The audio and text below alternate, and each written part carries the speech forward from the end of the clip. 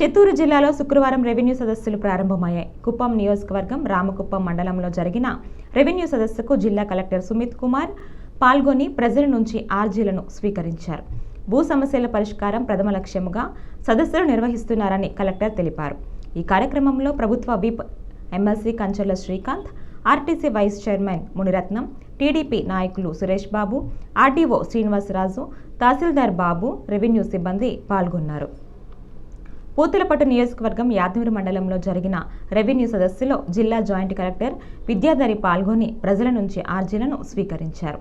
Joint collector మాట్లాడుతూ ప్రతి భూ సమస్యకు, రీసర్వే సమస్యకు పరిష్కారం లభించే విధంగా కృషి చేస్తామని తెలిపారు.